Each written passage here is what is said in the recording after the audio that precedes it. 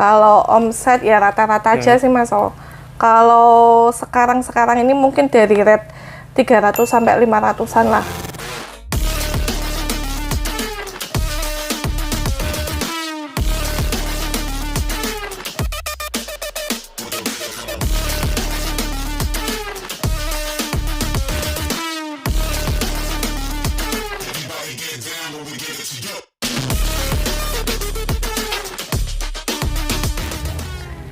Assalamualaikum warahmatullahi wabarakatuh. Kali ini saya lagi di Batik Aura Jaya Ya.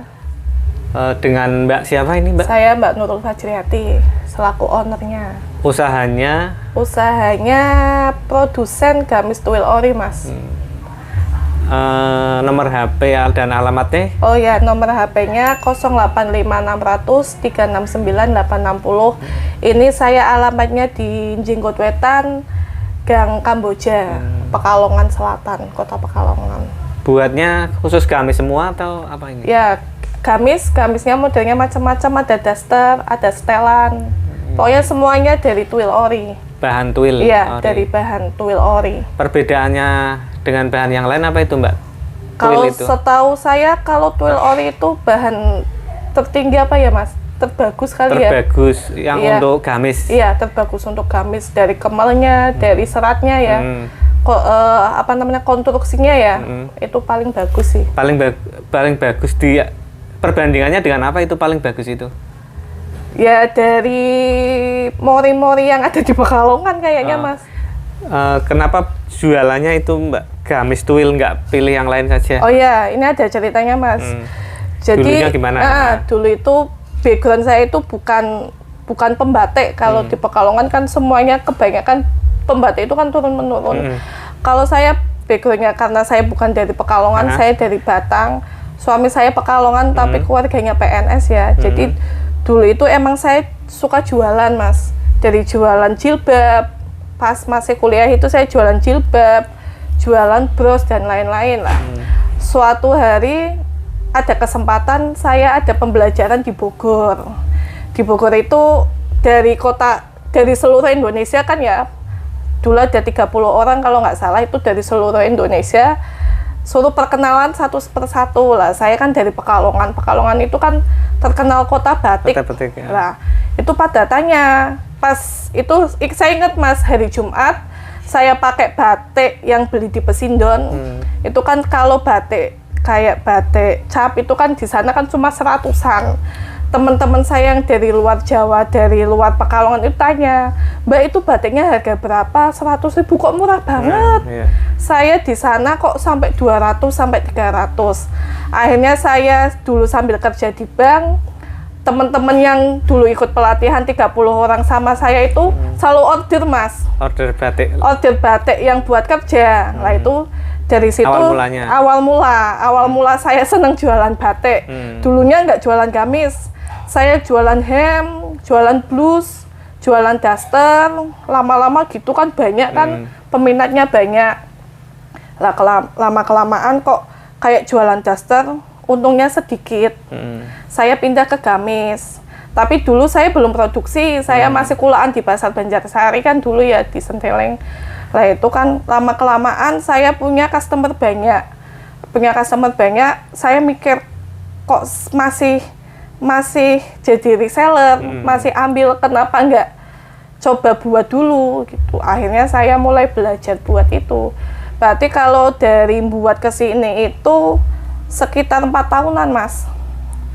Dari buat sampai sekarang? Iya, sampai sekarang. Berarti produksi sudah 4 tahun dari 4 tahun ini. Dulu 7 tahun itu awal-awalnya ya? Iya, mula-mula? Iya, saya reseller dulu, ambil di beberapa produsen, terus kok punya customer banyak, biar harga bersaing gimana caranya. Sekarang khusus tuil semua atau ada? Iya, khusus tuil semua Mas. Bahannya khusus tuil semua? Iya, khusus tuil semua. Bahan jadinya gamis dan daster apa gamis semua? Gamis, daster, setelan ini yang saya pakai. Gamis. Terus ada gamis anak juga ada, kopel gitu. Kalau umpamanya ada yang beli tapi kok rusak itu gimana? Boleh Mbak? Oh iya. Umpama ada ya. Reject. Jadi kalau kita sebelum dilipet nih Mas, saya kan ada karyawan untuk lipet ya, kita cek dulu sebisa mungkin nggak ada satu reject. persatu dicek berarti. Ya, sampai dilipet kan biasanya dilihat.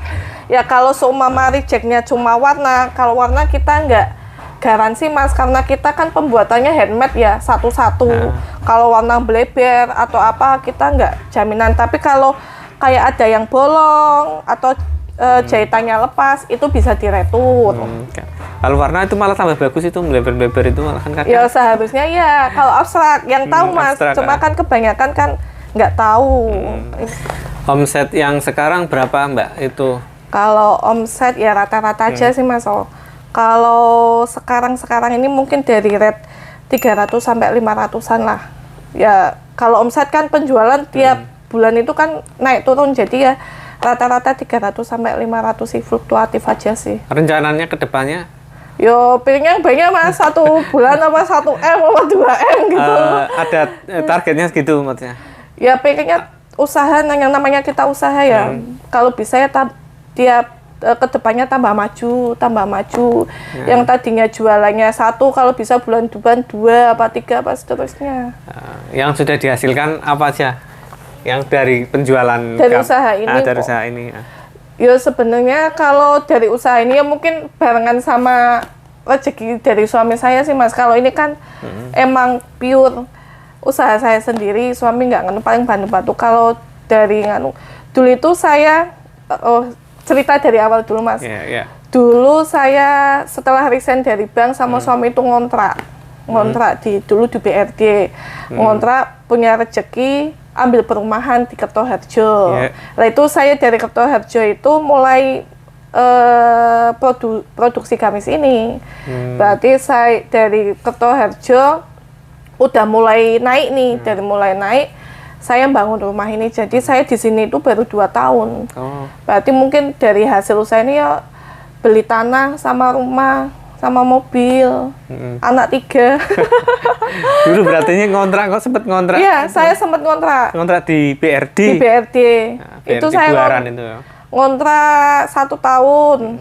Pindah saya ke asal kan di Batang 1 tahun, terus di Kertoharjo. Lah itu saya mulai produksi itu di Kertoharjo.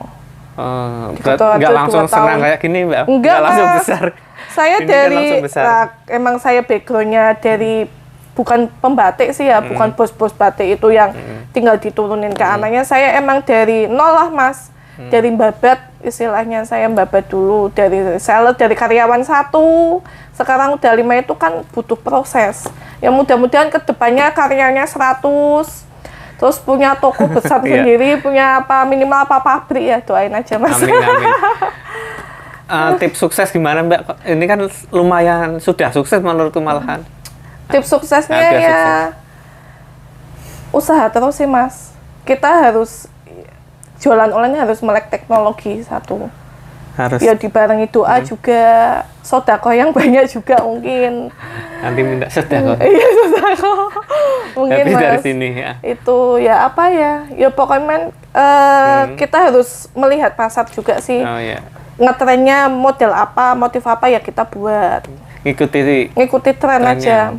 Terus kayak apa ya? Posting terus lah. Posting terus itu penting. Posting iklan terus itu posting penting. Terus. Iya, terus tiap hari. Soalnya usahanya di online ya. Iya, saya online. Kalau berangkat ya berangkat terus itu yang ke pasar-pasar itu. Iya, ya pokoknya jangan nganu Mas. Jangan puas dengan udah gede, puas di sini ya. Nggak ada puasnya. Kita harus terus lah pokoknya. Biar tambah maju gitu. Jangan cepat puas. Kedepannya tetap mau buatnya yang gamis twill terus nggak itu, apa mau yang pindah apa tetap rencana ya sempat kepikiran itu banyak Mas. Saya pengen kayak model-model yang bahan udah jadi terus tinggal dijahit, fashion itu pengennya, cuma tenaganya yang belum itu. Jadi sekarang dihususkan yang saya fokus ke twill dulu aja lah Mas. Ya. Susah senangnya kerja bikin gamis itu apa nanti Mbak? Dulu pernah kerja di bank, sekarang kok enggak itu juga itu? Malah pindah gamis itu? Iya. Apa kerja di bank kurang menguntungkan? Yo, kalau pertama-tama ya menguntungkan Mas, cuma kan saya kepentok wanita udah ngelahirin anak, juga dilema juga kan mau kerja di bank ninggalin anak. Milih ini ya. Akhirnya kan pas saya kerja di bank kan udah jadi reseller, tak lihat kok hasilnya kok lumayan. Kalau ditekuni mungkin lebih besar lagi. Akhirnya saya bismillah lah mutusin keluar, suami yang kerja lah ya. Nah itu kan dari situ sih. Kalau susah senengnya ya. Susah senengnya ya apa ini? Susahnya ya namanya dagang sih Mas ya. Kadang ramai kayak sekarang, kadang sepi. Ya tetap disyukuri, tetap promosi terus, tetap posting terus. Nah, yang namanya kita jualan online kan itu kan konten ya. Konten nomor satu emang penting kita share terus di IG, kita share terus di Facebook. Pokoknya nge-share terus lah di WA. Pernah rugi nggak Mbak jualan ini? Kalau rugi sih kayaknya belum. Cuma kalau ketipu pernah. Pernah ketipu? Kecolongan lah Mas. Karena kita punya adminnya ditransfer pakai bukti palsu.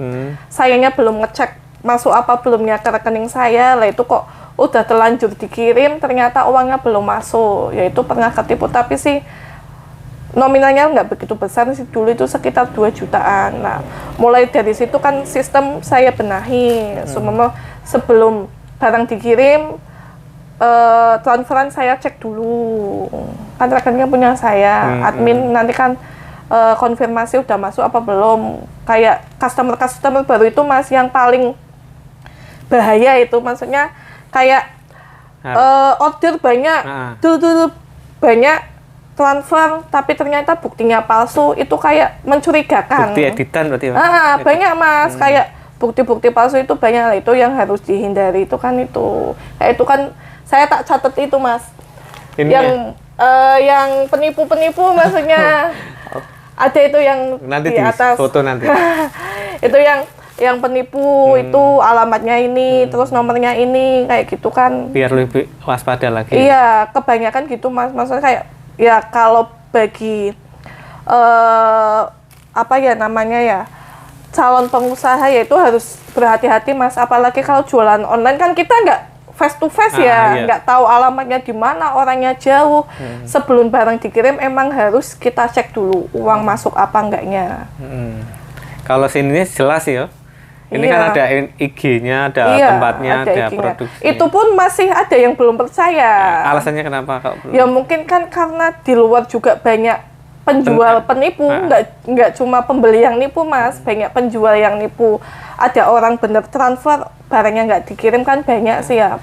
Perbedaannya yang asli dan yang penjual yang asli dan tidak. Kalau di IG itu biasanya kolom komentar dibatasi Mas, jadi kita nggak bisa komentar. Itu biasanya udah itu pasti penipu, karena kita nggak bisa komentar. Mungkin kan mau komplain apa itu, iya, mereka pasti pakai iklan sponsor. Penipu? Iya, pakai iklan sponsor, penipu, gamis-gamis banyak. Produksi gamis sistemnya gimana itu Mbak? Kalau sablon atau cap atau apa ini? Oh iya, ini prosesnya handmade Mas. Dari saya itu beli mori dulu ya, mori kita jahit dulu. Kita jahit mori putih. Iya, mori putih kita jahit, baru kita babar Mas. Kalau ya itu babar itu abstrak. Jadi nih, kalau dijahit dulu kan ini motifnya kan nyambung Mas ya. Kalau kan kebanyakan kan dibabar dulu baru dijahit. Kalau ini kan nyambung gini kan bagus Mas, ada seninya. Ini abstrak, ada yang jumputan, ada yang sasirangan. Macam-macam sih kalau motifnya biasanya. Berarti dibikin baju dulu terus dibatik ya ibaratnya ya. Dijahit dulu. Jadi baju putihan, nanti baru kita dimasuk pewarnaan atau babaran namanya. Sistemnya berarti sasaringan sama itu gimana itu? Kalau sasaringan itu motif. Kalau gini kan abstrak. Ada sasaringan kan kayak dijahit, ada jumputan, macam-macam sih Mas. Mau dilihat Pok? Ya coba dilihat aja. Dilihat yang sasaringan kan kayak gini ya, yang sasaringan ya. Ini kan sasaringan kayak gini. Ini kan sasaringan sih ya. Kalau yang jumbutan ini jumbutan. Kalau jumbutan kan dikaret-karet ya Mas. Nah ini jumbutan nih. Kalau ini sasaran itu pakai jarum itu ya? Pakai jarum didondomi kalau bahasa Pekalongannya itu. Nah Dijahit ini kalau manual, sasaringan kan diikat gitu, terus diwarnai. Umpamanya pembeli pengen sini kan jualan produksi ya berarti ya. Pembeli produsen. pengen beli biar dijual lagi, gimana itu caranya? Ya bisa Mas, berarti tergantung jumlah pembelian. Semakin banyak pembelian ya kita kasih harga murah biar bisa dijual lagi. Tapi kalau cuma 1-2 ya Ikutnya harga. iya ikutnya retail. harga eceran, Harga eceran, retail. Ya, terima kasih Mbak Nurul atas wawancaranya. Ya sama-sama. Semoga penonton bisa menyerap ilmunya. Ya. Juga nanti Mbak Nurulnya bisa kerja sama penontonnya, penonton bisa kerja sama Mbak Nurul. Semoga menjadi berkah semua. Amin. Ya, wassalamualaikum warahmatullahi wabarakatuh.